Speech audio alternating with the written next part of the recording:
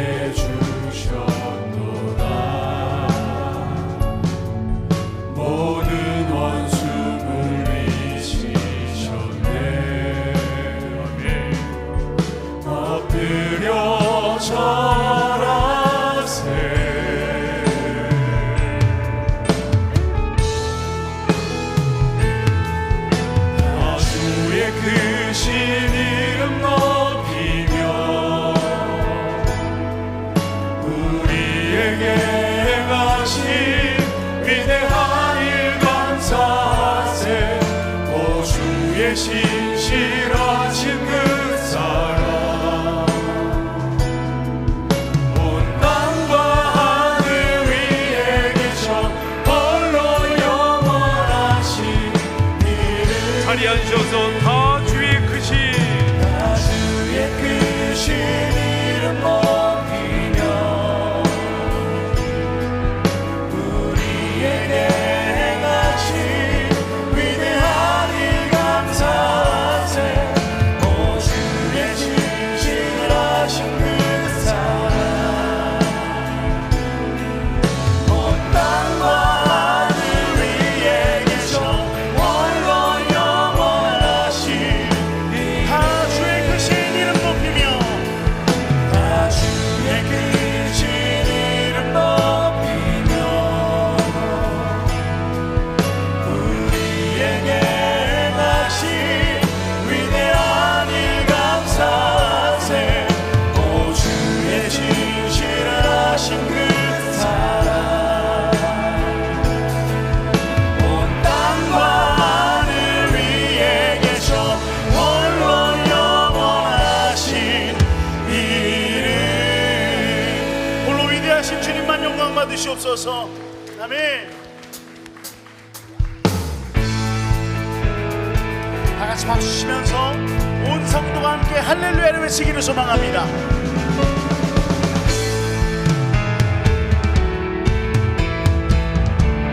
함께 선포합니다. 성도여 다 함께 성도여 다 함께 할렐루야 아멘. 주 찬양하여라 할렐루야. 다시 한번 성도여 다 함께 성도여 다 함께 할렐루야 아멘. 주 찬양하여라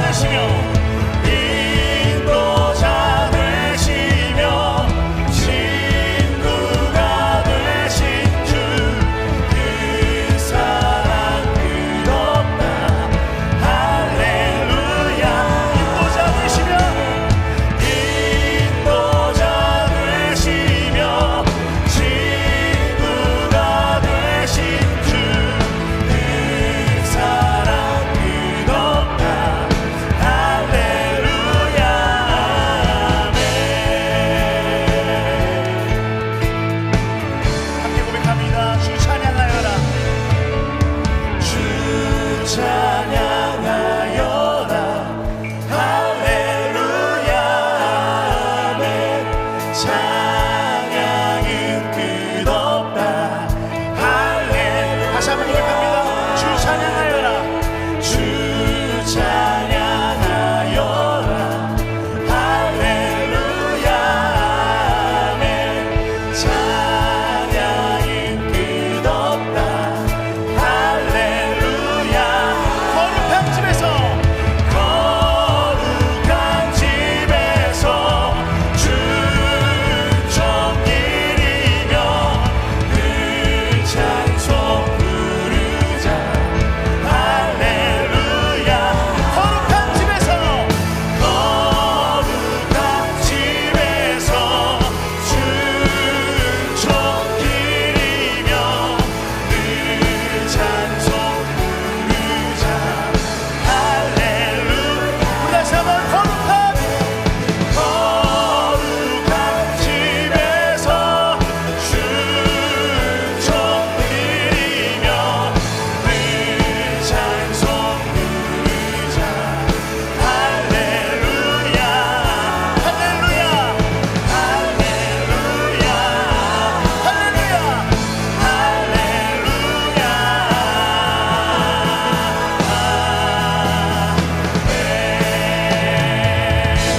주님만 영광 받으시옵소서. 아멘.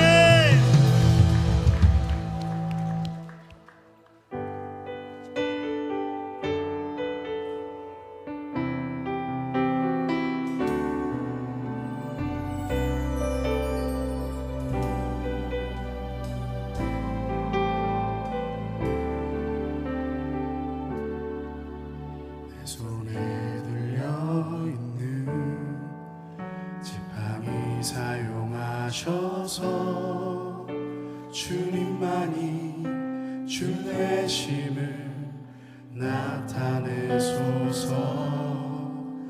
맡겨주신 사명을 감당할 힘을 주시고 주 이름만 높이게 하소서. 완악한 세상에서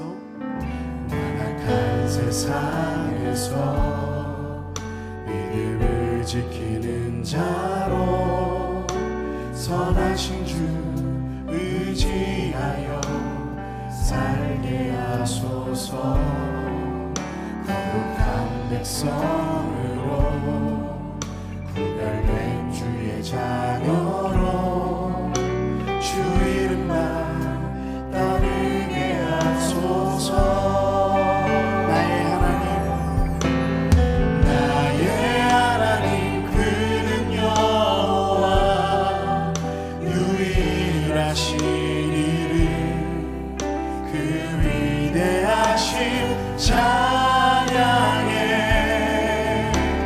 세상 속에서 구별된 자로 주가 주 되심을 나 선포하리라.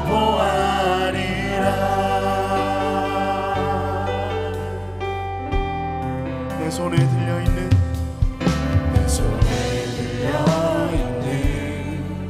지팡이 사용하셔서 주님만이 주 되심을 나타내소서.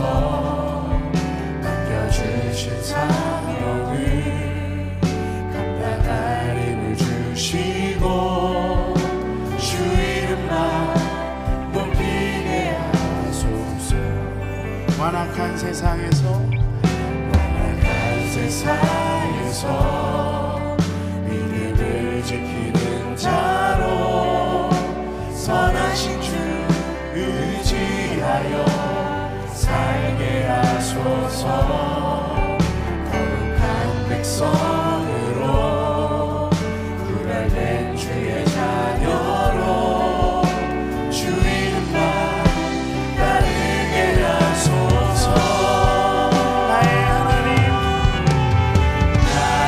하나님 그는 여호와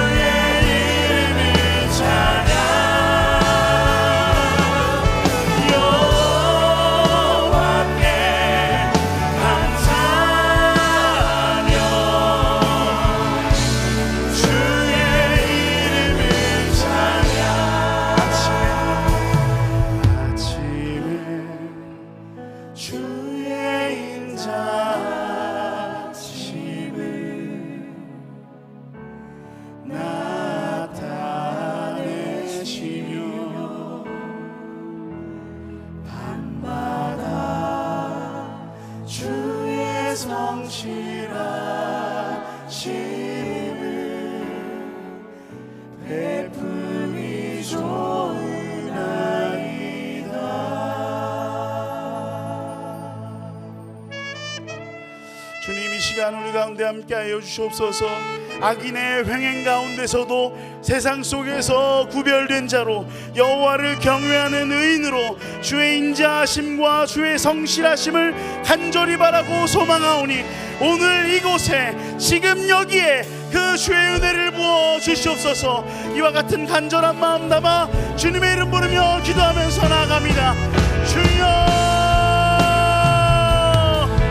주님 감사합니다. 주님 우리의 찬양을 받으시고 주님 이 어려운 가운데서도 다시 한번 주님의 은혜를 사모하며 주님을 구하며 예배하는 모든 이들에게 은혜를 부어주시며 한량없는 은혜와 사랑 가운데에 주님을 찾고 구하는 모두가 될 수 있도록 은혜를 베푸시고 함께하여 주옵소서.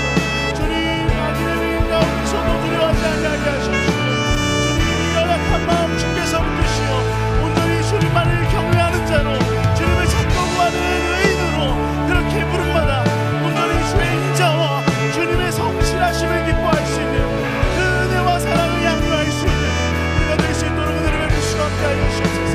그래서 주님이여 오직 이 시간 주님께서 기뻐 받으시는 예배를 드리는 우리 모두가 될 수 있도록 은혜를 베푸시고 함께하여 주옵소서.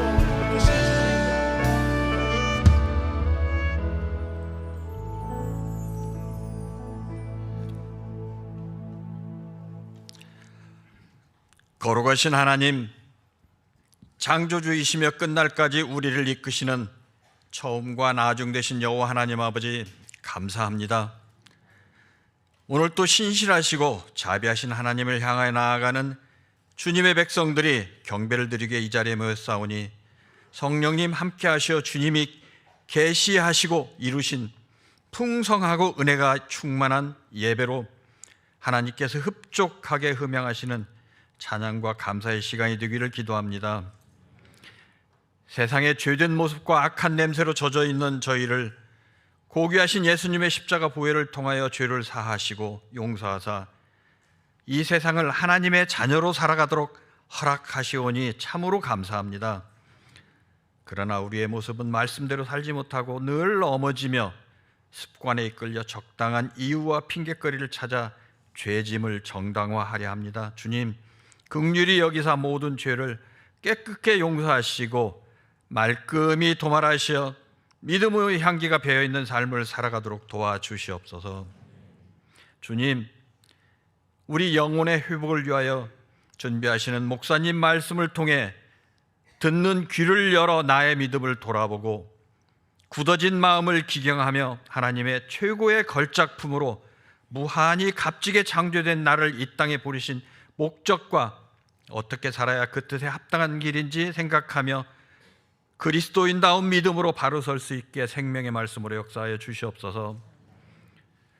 김성근 담임 목사님을 성령님이 함께 하시는 성령 충만한 귀한 목사님으로 주님이 들어 쓰시는 사명자로 늘 새롭게 세워주시고 주님이 피로 값을 지불하고 세우신 우리 목동제일교회를 잘 지도하고 이끄셔 주신 사명을 온전히 잘 감당하고 주님께 쓰임받는 공동체로 모든 성도님들이 목동제일교회에 속해 있다는 자긍심과 자부심을 갖고 설립 50주년을 맞이하며 걸맞는 성숙한 믿음의 길을 목사님과 함께 끝까지 자랑스럽게 잘 걸어가도록 붙잡아 주시옵소서.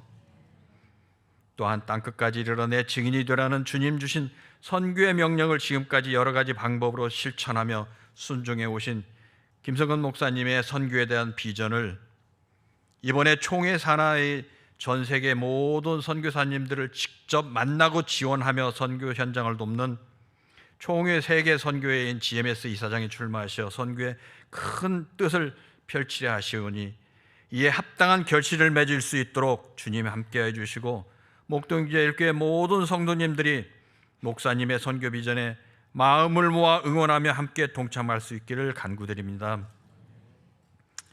우리 목동제일교회 안에 영아부부터 청년부까지 귀한 주일학교가 있습니다.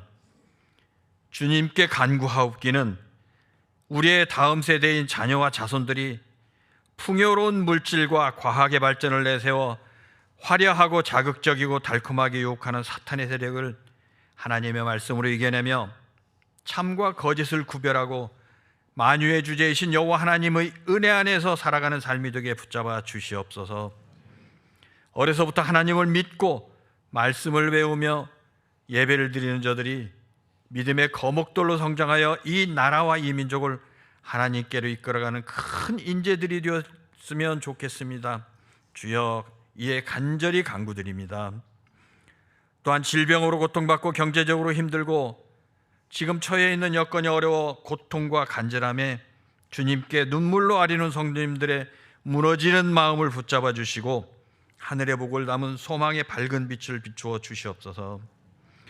오늘 또 주일학교 교사로, 예배 안내로, 찬양으로, 주차와 식당 봉사로, 재정부로 드러나지 않는 여러 가지 모습으로 힘든 곳에서 주님을 사랑하는 마음으로 헌신 봉사하시는 분들의 손길 하나를 기억하여 주시고 이분들의 수고가 하나님 나라의 복을 나누고 전하는 귀한 통로로 사용되게 하여 주시옵소서. 주님의 걸어가시고 존귀하신 성호를 높여드리기 위하여 정성껏 준비한 시온성 찬양대의 찬양을 기쁘게 흠양하여 주시길 간구하오며 이 모든 말씀 우리의 대제사장 되신 주 예수님의 이름으로 기도합니다. 아멘.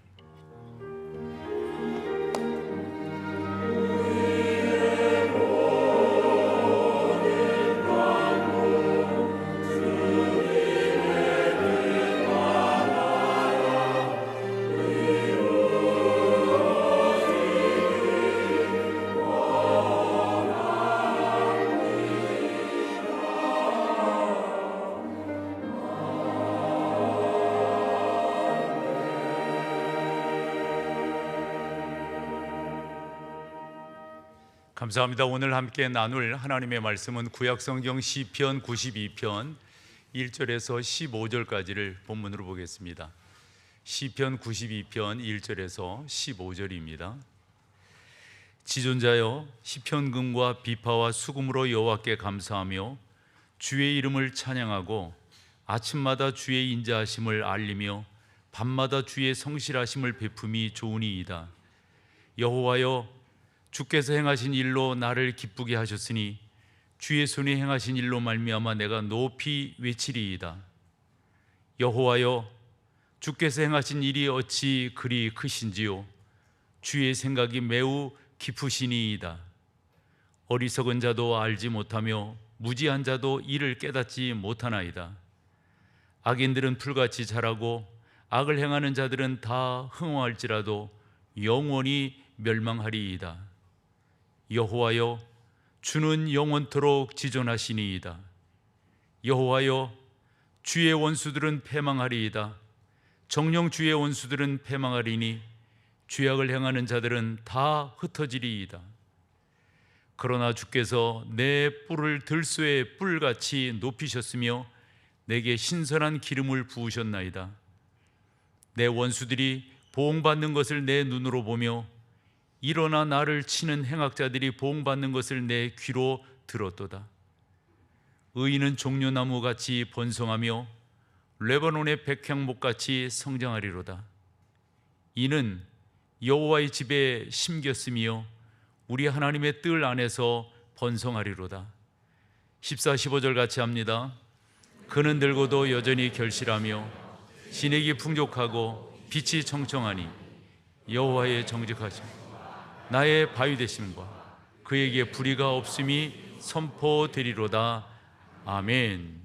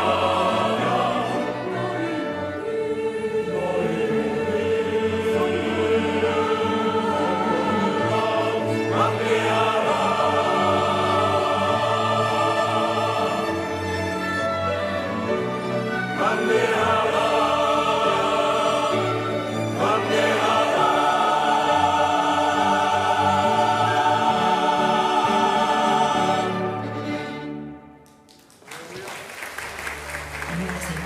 오늘 처음 교회에 오신 여러분을 진심으로 환영합니다.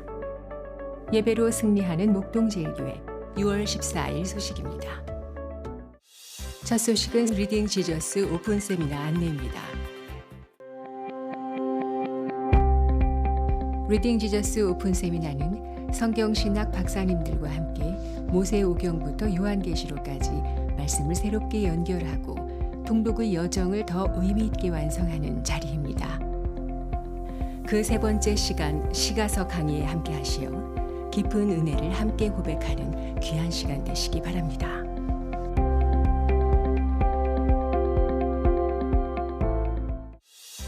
다음은 주일학교 여름사역 안내입니다. 오는 7월부터 목동제일교회 주일학교에서 주관하는 여름 성경학교와 수련회가 진행됩니다. 사역 일정은 다음과 같습니다.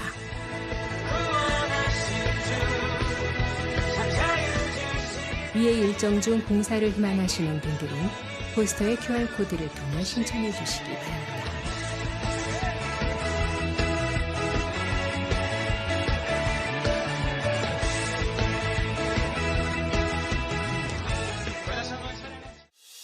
다음은 소래노의 여름 성경학교 강습회 스케치입니다.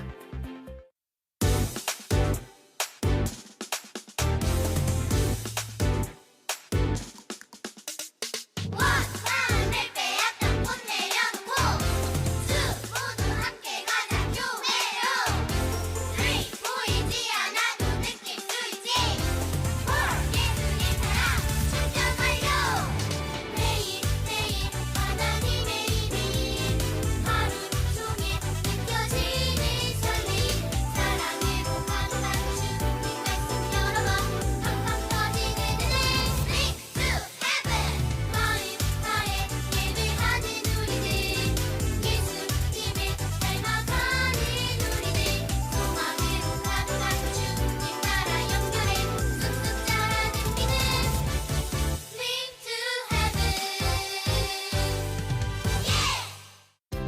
MDC 주요 단편 소식입니다.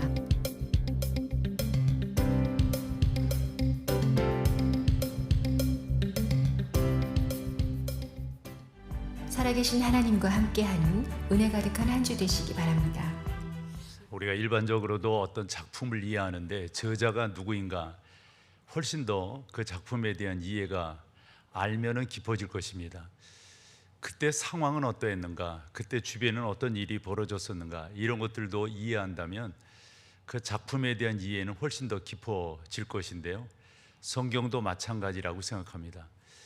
저자가 누구인가를 알면은 그리고 이와 같은 상황이 언제 있었는가 이런 부분들을 안다면 이해도가 훨씬 더 깊어질 터인데요. 오늘 우리가 본문으로 보고 있는 시편 92편 같은 경우는 그 위에 표제가 나와 있습니다. 표제가 혹시 뭐라고 되어 있습니까? 안식일의 찬송시 이렇게 되어져 있습니다.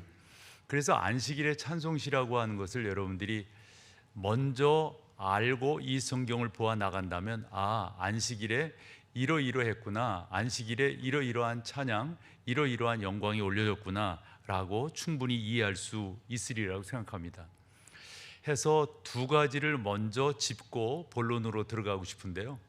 안식일이라고 하는 게 뭔가 하는 것을 여러분들이 아시는 게 중요하겠죠. 그래서 그 기원을 쫓아가 보면 창세기 2장 2절로 첫 번째 안식일의 의미를 우리가 되새길 수가 있는데요. 하나님께서 안식하셨다 이렇게 되어져 있는데 여러분 생각해 보세요. 하나님이 우리랑 같아서 피곤해서 쉬셨단 말인가요? 모든 것들을 만드실 때 너무 열정을 너무 그러셔가지고 그런 의미 아닌 거 여러분 아시죠? 그래서 쉬셨다, 안식하셨다라고 하는 의미는 그 앞에서 엿볼 수가 있는 것이 하나님께서 첫째 날, 둘째 날, 셋째 날 이렇게 만드실 때 그 만드시고 난 다음에 하나님의 평가라고 그럴까요? 있으셨어요. 뭐라 하셨죠? 보시기에 좋았더라. 보시기에 좋았더라. 이 말은 완벽하다라는 의미입니다. 그래서 안식일을 생각할 때 하나님께서 처음 창세기 2장 2절에서 우리 가운데 주신 그 의미는 하나님의 창조는 완벽했다. 이것을 먼저 우리가 이해하고 안식일을 접하는 게 중요한 거죠. 그러므로 안식일에 완벽하게 창조하신 그 하나님을 우리가 안다면 그 하나님께 찬양과 영광을 돌려야 되지 않을까요? 당연하죠, 여러분. 그런 의미에서 92편은 안식일에 올려지는 찬송시다 이렇게 되어져 있는 거죠. 그리고 또 하나 안식일에 대해서 그렇게 생각할 때 하나님은 하나님이시지만 우리는 유한한 백성이잖아요. 우리는 피곤함이 있고 우리는 쉬지 않고 자지 않으면 안 된다는 말씀이죠.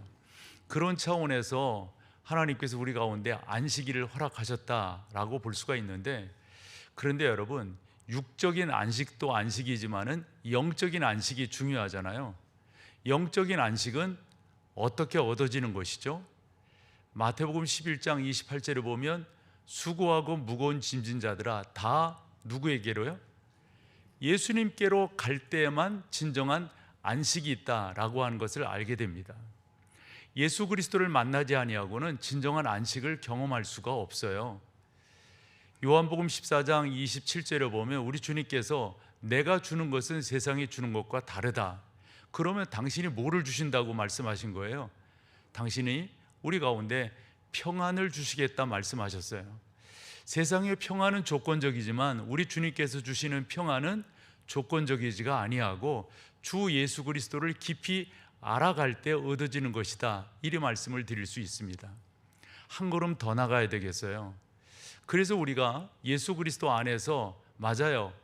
수고하고 무거운 짐진 자인 것을 내가 알고 그분께 감으로 안식을 얻었어요. 그런데 이것이 완벽한 거예요. 그래서 여러분들이 안식일을 지키며 그 안식일의 의미를 되새기고 안식일이 담고 있는 영적 의미들을 되새기며 바랄 때, 그렇구나, 이 세상에서는 진정한 안식을 바랄 수 없기에 우리가 어디를 바라봐야 되는 겁니까? 저 하늘나라를 바라봐야 되는 거죠. 여기서 우리가 안식하는 거, 예, 맞아요. 그러나 완벽하지가 않습니다. 완벽한 안식은 저 하늘나라에서 이루어지게 된다라고 하는 것을 우리가 알게 되는 것이죠. 그러므로 하나님께서 창조하시고 그 창조에 담긴 의미들을 우리가 잘 헤아려서 안식일이라고 하는 게 어떤 의미인가, 이것을 좀 더 논증해 나간다면 여러분들의 영적 의미는 새롭게 달라지리라 생각을 합니다. 그러면서 생각을 해보는 게, 한다면 유대인들이 말하는 안식일과 우리 기독교 성도 여러분들이 알고 믿고 깨닫고 바라보는 안식이 같은 의미일까요? 전혀 아니라고 하는 것을 여러분들이 분명히 아시게 될 겁니다. 그래서 시편 92편에서 안식일에 올리는 찬양 이렇게 되었을 때 유대인들은 유대인들 나름대로 그들 깨달음 속에서 하겠지만 우리는 진정한 안식이 저 하늘나라 하나님 안에 있다고 하는 걸 알고 그 가운데로 나가게 된다 하는 것입니다. 그런 차원에서 두 번째로 전제할 것은 시편 92편을 그렇다면 우리는 어떻게 볼 것인가? 안식일이라고 하는 제도적 의미도 의미 없는 것은 아니겠지만 우리가 주 예수 그리스도 안에서 누리는 진정한 안식이라고 하는 거, 이거 맞아요. 지금도 누리고 있어요. 그런데 시편 92편이 우리 가운데 주는 것은 더 알아야 되는 거예요. 더 깨달아야 되는 거예요. 그 가운데로 더 나가야 되는 것이죠. 다르게 말씀을 드려본다면 성경은 공부해야 되는 것이죠. 성경이 담고 있는 의미가 무엇인지를 연구하고 묵상하며 나가야 성경의 진정한 의미를 깨달아서 진정한 안식 가운데로 나가게 되는 것이죠. 이번 주간의 새벽 예배 때 이 고린도전서 그 은사에 대한 그런 내용들을 나누었어요. 12장, 13장, 11장도 사실은 성찬에 대한 그런 내용들이 있지만은 은사에 대한 내용들을 좀 담고 있다라고 생각을 합니다. 그러면서 13장에 가서 진짜 은사는, 즉 성령의 은사는 사랑이다. 그리고 고린도전서 13장 13절에 그런즉 믿음, 소망, 사랑 이 세 가지는 항상 있을 것인데 그 중에 제일은 뭐라고요? 사랑이라. 그러면서 14장에 가서 은사를 쭉 정리를 해줍니다. 우리 가운데 하나님이 주신 은사는 이런 겁니다. 이런 겁니다. 그래서 저는 성경을 보면서 하나님의 은사의 방점은 성숙에 있다라고 생각합니다. 우리가 예수 그리스도 안에서 오늘 주제로 다루는 이런 안식에 대한 것을 깊이 깨달으면 깨달을수록 여러분들의 자세가 달라질 거예요. 안식이라고 하는 것이 어떤 의미인지를 여러분들이 묵상하면 묵상할수록 안식에 대한 태도가 달라질걸요. 그렇듯이 저는 그 고린도전서 14장을 이렇게 쭉 보면서 마지막 40절이었는데요 되게 마음에 와 닿더라고요. 같이 한번 읽어보시겠어요? 모든 것을, 여기서 모든 것이라고 하는 것은 그들이 갖고 있었던 은사에 대한 그런 내용입니다. 그런데 은사 가지고 이게 잘났니, 이게 크니, 이게 높으니, 이게 위대하니 뭐 이렇게 키재기를 했단 말이에요. 바울의 결론은 그겁니다. 모든 것, 당신은 그런 은사예요? 당신은 그런 은사예요? 좋다 이거예요. 그러면서 결론 내는 게 뭐냐면 어떻게 하고? 품위 있게 하고 옵니다. 여러분, 좀 더 우리가 격조가 있어야 되지 않을까요? 좀 더 우리 가운데 신앙생활함에 있어서 기품이 있어야 되지 않을까요? 저는 성경을 깊이 알아가면 알아갈수록 우리 가운데 그런 모습이 나오게 되리라 라고 믿고 생각하는 거죠. 그 40절에 보면은 그 뒤에 질서에 대한 말씀을 하고 있어요. 질서 있게 하라. 그러니까 여러분, 성경을 알면 알수록 하나님의 은혜가 우리 가운데 더 존귀하게 임하면 임할수록 나타나는 현상은 질서적인 거예요. 질서는 성숙의 또 다른 한 단면이 되겠죠. 성숙하지 못한 사람은 울퉁불퉁합니다. 내면 세계가 질서가 없으면요 성숙하지 못하니까요 충돌이 얼마나 많이 이루어지는지 몰라요. 그런데 품위가 있고 그 가운데 질서가 있으니까 이게 되는 거란 말이죠. 예전에 우리가 많이 암송했던 성경이기도 한데요 사도행전 17장 11절에 보면 베레아 교인들에 대해서 이런 표현을 썼어요. 이것도 같이 읽어보죠. 베레아에 있는 사람들은 데살로니카에 있는 사람들보다 더 너그러워. 잠깐이요. 전 너그러워서라고 하는 말이 혹시 예전에 이 성경 구절 외우셨다면 예전 표현은 조금 다르거든요. 뭐라고 돼 있었죠? 더 신사적이어서 이래요. 신사적이라고 하는 말 여러분들 아시겠죠? 아, 참 저분은 신사적이야, 신사야, 뭐 이런 식의 표현이 있잖아요. 근데 그것을 좀 더 펼쳐봤더니 사람이 넉넉한 거예요. 너그러운 거예요. 여러분, 이게 신앙의 깊이 아닐까요? 신앙의 격조 아닐까요? 이런 모습으로 우리가 신앙생활을 한다면, 그런데 중요한 것은 성경을 깨달아야 되는 거죠. 예를 하나 또 들어본다면 안식일이라고 하는 것을 영적으로 깨달은 사람과 그저 제도적으로만 뭐 그날은 예배하는 날이야, 뭐 그날은 이런 식으로 깨달은 사람의 그 수위가 같겠습니까? 저는 전혀 다를 거라고 생각합니다. 그래서 오늘 이 성경을 통해서 적어도 우리 목동제일교회 성도들이 이 정도는 92편을 통해서 알으셨으면 좋겠다. 하나님께서 우리 가운데 이 성경을 기록하셔서 깨닫게 하시는 것이 이런 건데, 여러분들이 이 정도는 깨닫고 신앙생활을 기품 있게 하셨으면, 품위 있게 하셨으면, 질서 정연하게 하셨으면 좋겠다. 이렇게 오늘 설교하려고 그럽니다. 그러면서 첫 번째로 나누게 되는 게 꼭 여러분 기억하셨으면 하는데요, 안식일의 목적입니다. 여러분, 안식일의 목적이 뭐겠어요? 아, 나 이거 지켰어, 나 이렇게 뭐 했어, 어째서, 자기중심적으로 해석하고 판단하고 주장하는 그런 경우들이 있잖아요. 안식일이 여러분, 여러분들의 어떤 그 모습을 주장하고 강조하기 위해서 주어진 건가요? 그렇지 않아요. 안식일의 핵심은 하나님을 찬양하는 것입니다. 오늘 본문 1절에서 3절인데요 같이 한번 읽어보시죠. 지존자여, 시편과 비파와 수금으로 여호와께 감사하며 주의 이름을 찬양하고 아침마다 주의 인자하심을 알리며, 그리고요 밤마다 주의 성실하심을 베품이. 여러분, 저기에서 주어가 누구입니까? 하나님 아니신가요?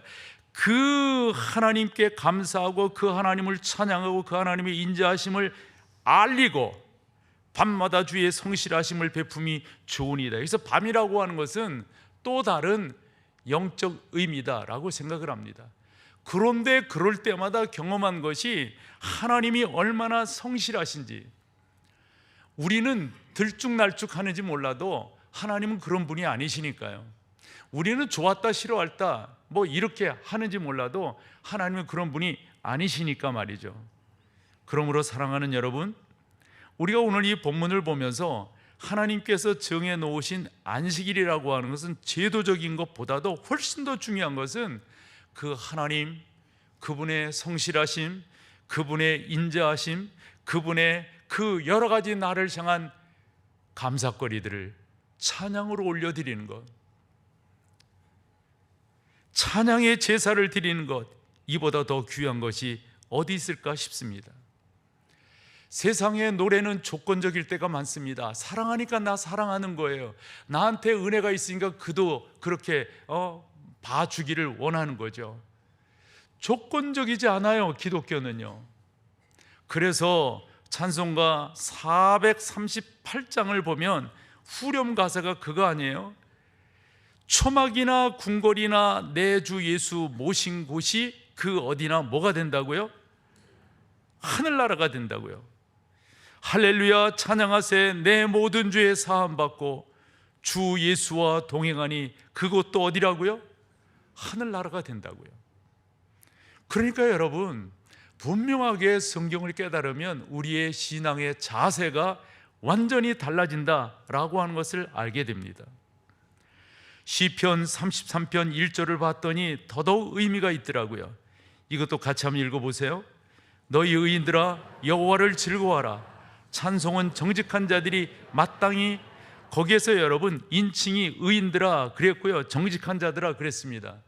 저는 여러분들이 여기에 다 속한다고 믿어요.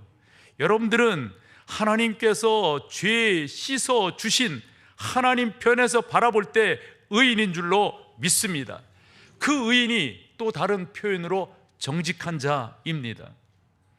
그런 여러분들이라면 마땅히 행해야 될 것이 있습니다. 뭡니까? 여호와를 즐거워하고 그 여호와를 찬송하는 것입니다. 이게 마땅한 거래요. 우리가 그 하나님을 찬양하고 그 하나님을 섬기며 나가는 것, 바로 저와 여러분들이 해야 될 일이다라고 생각합니다. 찬양이라고 하는 것은 예수 그리스도 안에서 구원받은 우리 믿는 사람들의 마땅한 또는 합당한 본분이 된다, 이렇게 설명할 수가 있습니다. 이번 주간에 제 신대원 동기들이 모임을 가졌어요. 내외가 이렇게 모였는데 제가 신대원 83회니까 그래도 꽤 되는 사람들이 모였어요. 먼저 일부 예배를 드리는데 예배를 인도하는 그 사회자가 이런 말을 하는 거예요. 자, 우리 주제 찬송, 우리 모임의 주제 찬송을 합시다 그래요. 주제 찬송? 뭐가 주제 찬송이지? 했더니 413장을 피라는 거예요. 내 평생에 가는 길 순탄하여 늘 잔잔한 강 같든지 큰 풍파로 무섭고 어렵든지 나의 영혼은 어떻다고요? 늘 편하다고요.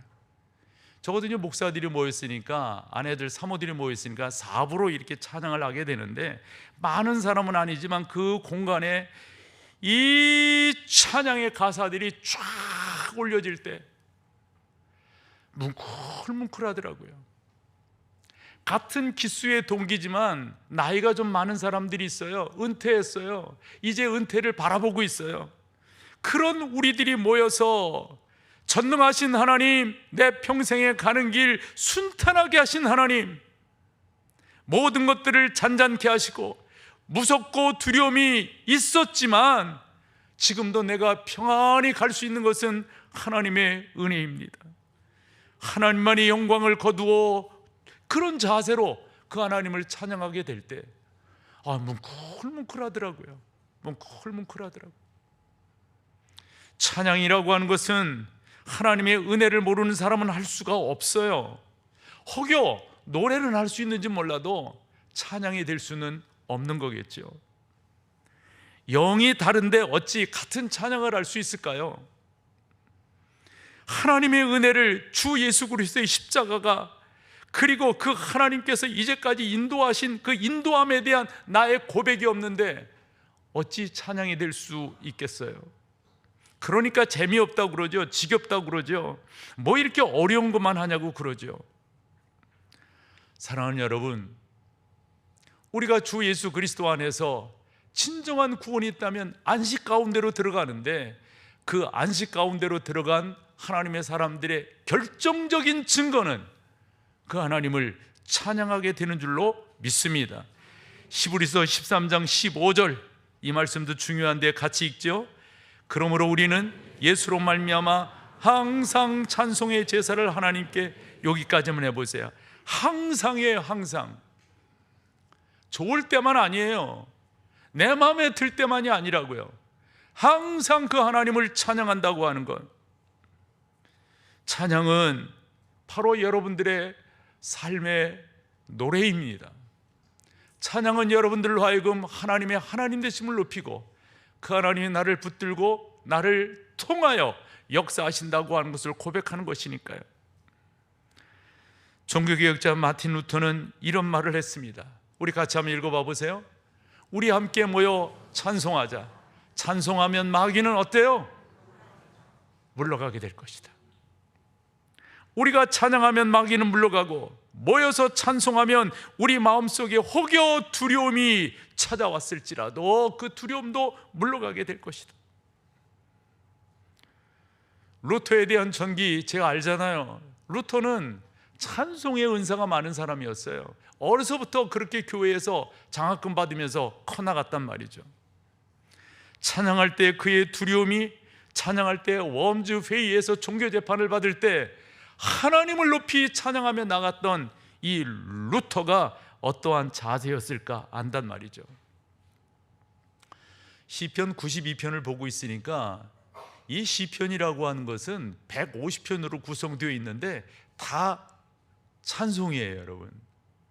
그런데 이 시편 150편 중 누가 제일 많이 시편을 기록했다고요? 다윗입니다. 일반적으로 73편이라고 그러고요. 사도행전에 인용된 2편과 118편도 다윗의 작품이라고 본다면 75개예요. 75편의 찬양을 보면 우여곡절이 많습니다. 다윗의 인생은. 그러나 어떤 경우에든지 그 가운데 여호와 하나님을 높이고 여호와 하나님을 송축하고 여호와 하나님이 자기의 방패가 된다고 하는 사실, 여호와 하나님께서 눈동자와 같이 자기를 지켜준다고 하는 사실을 고백하고 있음을 보게 됩니다. 사랑하는 여러분, 여러분들이 주 예수 그리스도 안에서 안식이 있다면, 주 예수 그리스도가 나의 구원자라고 한다면 찬양이 기쁠 거예요. 이건 노래가 아니니까요. 리고렌이 말한 대로 찬양은 함성입니다. 함성.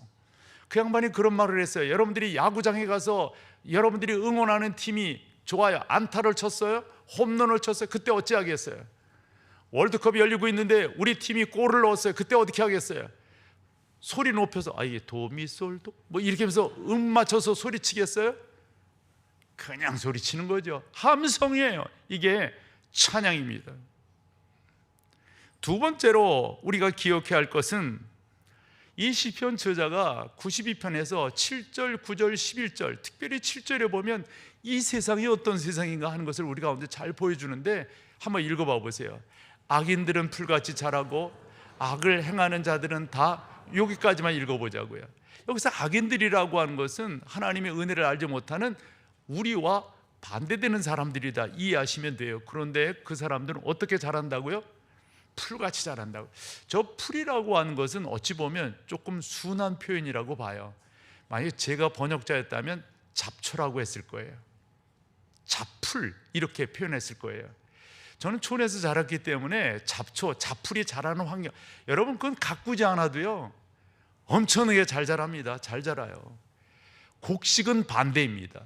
곡식은 사람의 손이 가고 가꾸어야만 되는데 이 잡풀들은 그냥 손이 가지 아니하면 금방 이 잡풀들이 우거져 가지고요 시골 말로 호랭이 나오려고 그런다니까요. 가꾸지 않아도 이렇게 되는 거예요. 이 시편 저자가 보는 게 뭐냐면 악한 사람들은 마치 그처럼 그 뒤표현도 의미가 있잖아요. 다 어떻게 해요? 흥황하는 것 같다는 거예요. 잘 되는 것 같다는 거예요. 이 세상에는 하나의 보이지 않는 규칙이 있잖아요. 권선징악입니다. 이 저자가 봤더니 이 세상의 일반적 통속적인 규칙이 저 악인들에게는 적용이 안 된다 보여지는 거예요. 여러분, 우리도 그럴 때가 왜 저런 사람들이 왜 저런 이렇게 한탄할 때가 있지 않나요?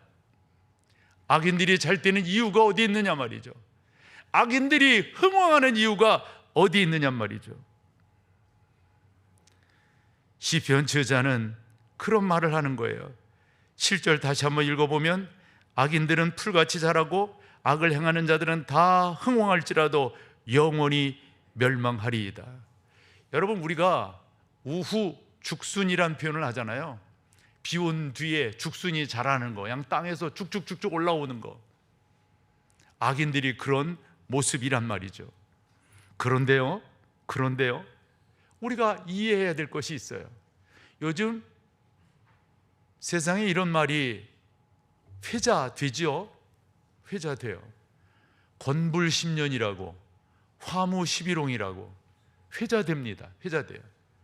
맞는 말이에요, 여러분. 뭐 어떤 사람은 거기에다가 뭐는 뭐 길다고 말도 안 되는 소리.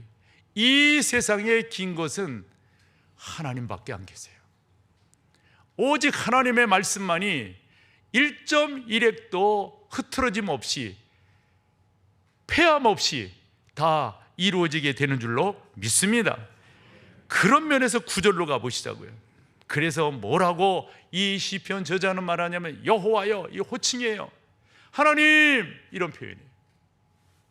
주의 원수들은 패망하게 될 것입니다. 정령 주의 원수들은 패망하게 될 것입니다.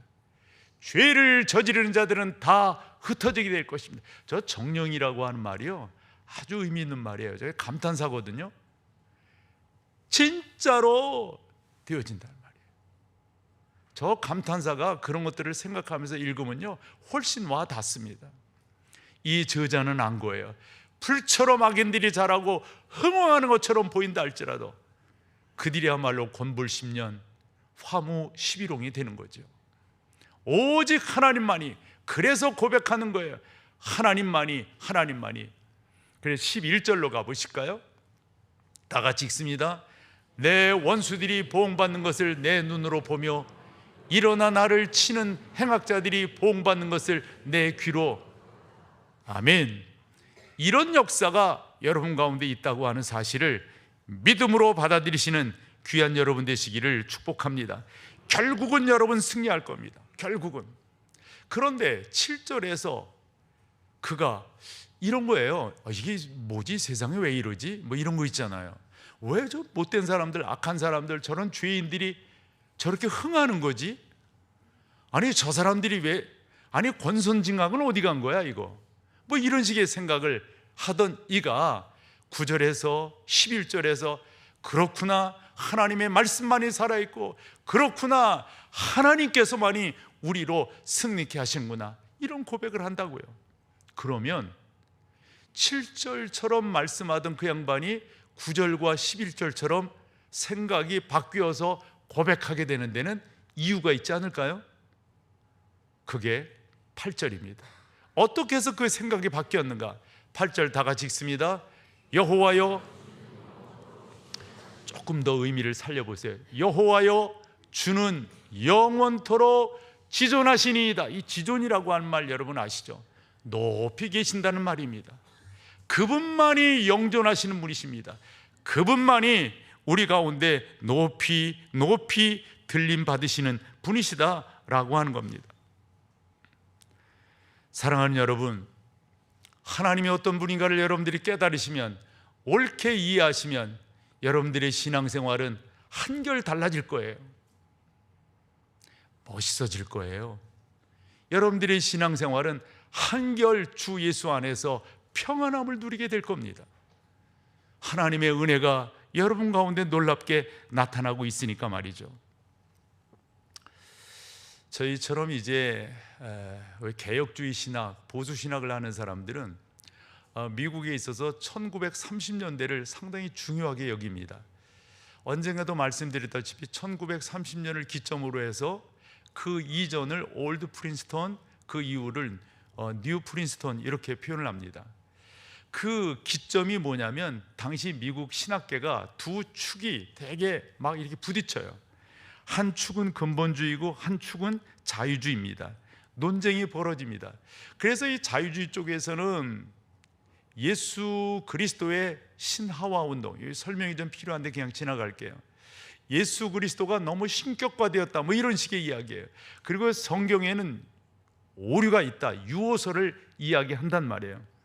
그럴 때 올바른 신앙, 이 보수주의 신앙, 개혁주의 신앙을 가진 사람들이 이런 사람들과 같이 할 수 없다 그래가지고 나와서 학교를 세우는데, 그 학교를 세우는데 대표적인 사람이 존 그레엄 메이천이라고 하는 사람이에요. 이 귀한 교수님이 나오셔서 학교를 세우게 됩니다. 그때 만틸, 존 머리 같은 그런 사람들도 같이 동참을 하게 됩니다. 여러분들에게는 익숙한 이름이 아니겠지만 목사들에게는 아주 익숙한 그런 이름이에요. 근데 이분들이 나오셔서 우리는 신앙을 이렇게 해야 됩니다, 우리는 하나님을 이렇게 믿어야 됩니다, 하나님은 지금도 우리 가운데 역사하시는 살아계신 하나님이십니다, 성경은 무오합니다, 성경만이 우리의 기준입니다, 성경을 통해서 우리는 살고 성경을 통해서 구원받고 성경을 통해서 우리는 하나님의 자녀가 되는 것입니다. 그런데 조금 부족함이 느껴지는 거예요. 이게 설교만으로, 가르치는 것만으로 안 되겠다 싶어서 이분들이 출판사를 하나 세우게 되는데, 그 출판사의 이름이 PNR입니다. 그 PNR이라고 하는 말은 Presbyterian and Reformed Publishing이라고 하는 그런 약자예요. 그래서 저 단어는 뭐 우리가 흔히 말하는 장로교, 그 다음에 개혁주의, 뭐 이런 그런 주장하는, 그래서 저분들이 책을 많이 이렇게 내게 돼요, 책을. 그래서 이런 책도 성도들이 읽어야 되겠고 이런 책도 성도들이 이런 책도 읽어야 되겠다 싶어가지고 그 책을 내는데, 그렇게 출판된 책이 우리나라에도 소개가 됩니다. 두 출판사에서 소개가 되는데, 한 출판사는 CLC라고 하는 기독교 문서 선교회라고 하는 출판사고, 또 하나는 지평서원이라고 하는 데서 책이 나오게 됩니다. 세 곳만 소개할 터인데 더 많은데요, 요거 여러분들이 좀 읽으셨으면 좋겠어요. 첫 번째는 존 버년의 경외함의 진수입니다. 우리가 하나님을 경외한다고 하는 게 뭔가? 뭐가 하나님을 경외하는 것인가? 두 번째는 회심이라고 하는 청교도 설교가로서 유명한 리차드 맥스터라고 하는 분의 책입니다. 진짜 회심한다고 하는 게 뭔가? 너무 이론적인 것만 회심하는 기독교인들이 너무 많았던 시대에 다시 한번 우리의 인격이 회심한다고 하는 게 뭔가를 저 책을 통해서 리차드 맥스터가 그의 설교를 책에다 담은 거예요. 그 다음에는 찰스 스폴전이라고 황금입을 갖고 있다고 하는 유명한 설교가입니다. 저희가 학교 때만 하더라도 굶는 한이 있더라도 이분의 책은 사라, 이렇게 가르침을 받았던 분인데, 이분의 책 중에 영혼 인도자에게 전하는 글이라고 하는 이 스폴전의 책이 있습니다. 이런 책들.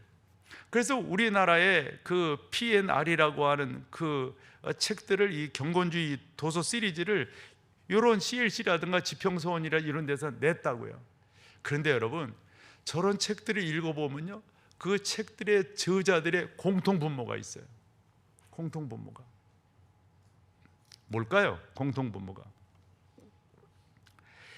지난 3월 9일 날 우리 교회 중보기도팀과 극동방송에서 하는 미스바 기도회에 참석을 했었습니다. 그때 주 강사로 미 남침내 교회 텍사스 총회장이신 버치만 교회를 담임하시는 로버트 펄이라고 하는 저분이 오셨어요. 인지하기 그지없더라고요. 그런데 저분이 설교를 하시면서 막 우시는 거예요. 막 우시는 거예요. 난 또 미국 사람이 설교하면서도 왜 우시는가 봤더니 자기 아들에 대한 회상을 하더라고요. 하나님께서 자기 아들을 불러가셨는데 내가 하나님께서 내 아들을 불러가기 이전에 나와 하나님께서 아들을 불러가고 난 그 이후에 내가 다르다는 거예요. 다르다는 거예요. 아들을 불러가심에 대한 아픔이 내 안에 있지만 그것을 통하여 하나님을 깊이 만나게 되었다. 주 예수 그리스도를 깊이 만나게 되었다. 아까 공통분모라고 하는 말을 했잖아요. 여러분, 존 버년도 리차드 백스터도 찰스 스펄전도 다 보면 공통분모가 있어요. 그들의 고난 가운데서 예수 그리스도를 깊이 만나게 되었다라고 하는 겁니다. 사랑하는 여러분, 목사인 제가 설교를 이렇게 하지만은 여러분 가운데는 와 닿지 않는 분도 왜 없으시겠어요? 예수님을 깊이 만나지 못했는데, 예수 그리스도가 내 인격의 주인이심을 언제 고백했었는가? 그걸 회상할 수도 없는데, 주님이 나의 구주시라고 하는 진정성 있는 고백들이 내 안에 없고 그저 교인으로서, 우리가 이 표현이 좀 죄송스러운 표현인데 교회 뜰만 밟고 다녔는데, 아무리 믿는 사람들의 증거가 찬양이어야 된다. 세상 사람들을 바라보면 악인들이 우후죽순처럼, 맞아요 들불처럼, 맞아요 잡초처럼 흥황하는 것 같이 보이는 이런 세상에서 어떻게 그 하나님을 의지하고 그 하나님만을 찬양하며 나아가겠는가? 아까 8절 말씀드렸잖아요. 하나님을 깊이 만나는 거예요. 그렇구나, 이 세상의 모든 것들은 다 기간이 있고 때가 있고 그 모든 것들은 한도가 있어서 지나가게 될 것이다. 그러나 오직 여호와만이 지존하셔서, 여호와만이 영존하셔서 우리 가운데 지속적으로 역사하시는구나. 이 사실을 깨달았을 때 여러분 같겠어요? 완전히 다르죠. 그래서 결론적으로 말씀을 드려요. 여러분들이 진정으로 하나님을 만나 찬양하게 되면 여러분들의 삶은 달라지게 될 거예요. 여러분들의 삶은 의미 있어지게 될 겁니다. 그게 12절입니다. 같이 읽어보시죠. 의인은 종려나무같이 번성하며 레바논의 백향목같이. 여러분, 저기에서 주어가 의인입니다. 저 의인 속에 여러분들을 넣으셔도 돼요. 김성근은 종려나무같이 번성하며 레바논의 백향목같이. 그래서 저 종려나무라고 하는 표현과 그 다음에 백향목이라고 하는 저 표현이 남다른 거예요. 여러분, 이런 거 있잖아요. 종려나무, 팜트리 여러분들 아시죠? 그 건조한 사막 같은 데서 높이 올라가는 그런 나무입니다. 그리고 야자수를 맺습니다. 질문이 생겨요. 아니, 저 나무는 어떻게 저렇게 클까? 어떻게 클까? 자료를 보고 들은 것도 있고 그런데요, 그 뿌리 때문에 그렇답니다. 뿌리가요, 멀리는요 100m 이상 간다는 거예요, 저 나무는요. 그래서 쫙 뿌리를 사방으로 뻗어가지고 물기만 있으면 빨아들이는 거예요. 물기만 있으면. 의인은 그렇게 승리하게 되는 줄로 믿습니다. 백향목은 뭡니까 여러분? 백향목은, 그 백향목이라고 하는 게 신백자에다가 향기향자를 쓰는 거거든요. 그런 나무라는 거예요. 향내가 나는 거예요. 솔로몬 성전이 백향목으로 지어진 것 아니겠어요? 여러분, 여러분들이 주 예수 그리스도를 옳게 만나 세상에 또 과정 속에 그런데 함몰되지 아니하고 그 하나님, 지존하신 그 하나님을 바라보며 나가게 된다면 적어도 하나님께서 여러분들을 종려나무와 같이 뿌리를, 그리고 백향목과 같이 여러분들을 단단하게 세워주실 것이다 라는 겁니다. 그뿐만 아닙니다. 그뿐만 아닙니다. 여러분, 14절을 한번 봐보실래요? 저는 여러분들이 이런 은혜가 있었으면 좋겠어요. 아니면 13절을 먼저 볼까요? 13절로 가보세요. 같이 한번 읽어봐 보세요. 이는 여호와의 집에 심겼으며 우리 하나님의 뜰 안에서. 이게 여러분 원인이 되는 거죠. 원인 되는 거예요. 우리가 암송하는 성경 중에 시편 1편이 있잖아요. 3절 말씀이 그는 시냇가에 심은 나무가 시절을 쫓아 과실을 맺으며 그 잎사귀가 마르지 아니함 같으니 그 행사가 다 형통하리로다. 이거 좋아하잖아요. 그런데 그냥 되는 거예요. 그게요. 1절과 2절이 있으니까 그런 거예요. 그래 1절에는 복 있는 사람은 악인의 길을 쫓지 않고 죄인의 길을 서지 않고 오만한 자리에 철퍼덕 앉지 않는 거예요. 그러고 어떻게 해요? 그는 2절에 뭡니까? 하나님의 말씀을 주야로 묵상하는 사람이란 말이에요. 그러니까 저런 결과가 나옵니다. 여러분, 어떻게 우리가 종려나무처럼 될 수 있어요?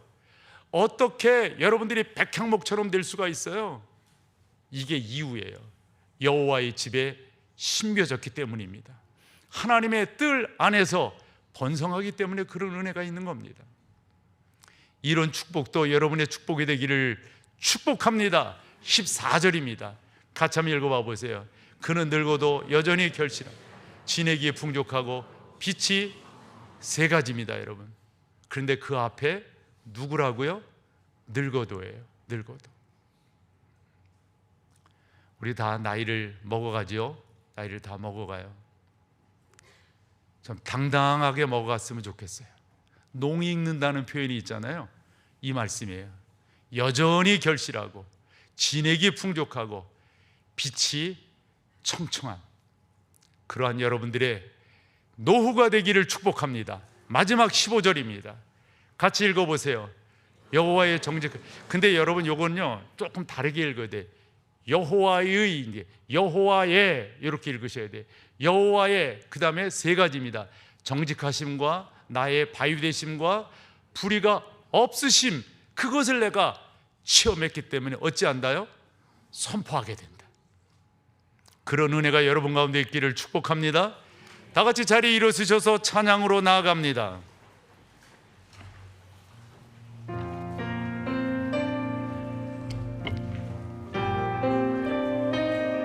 내가 소망하는 아버지 나라, 어떤 나라인가요?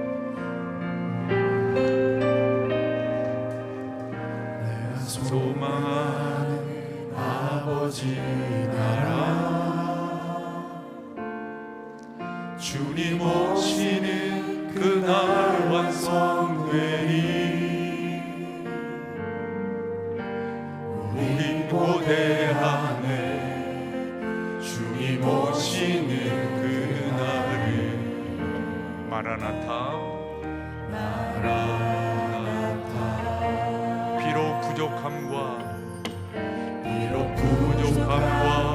슬픔 많아도 주를 알아갈 때 참 만족인데 우리 기대 안에 주님 오시는 그날을 마라나타.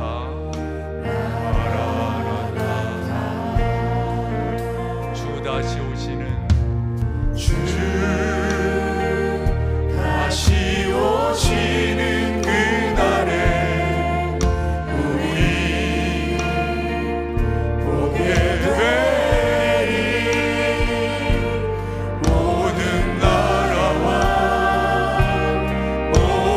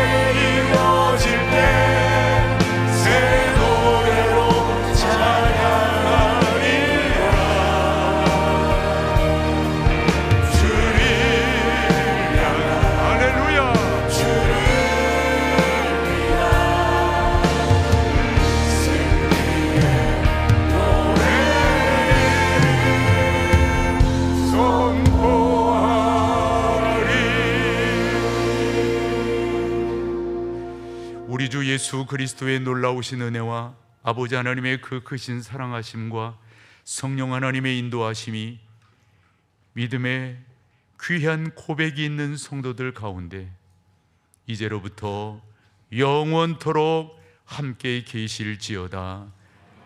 아멘. 아멘.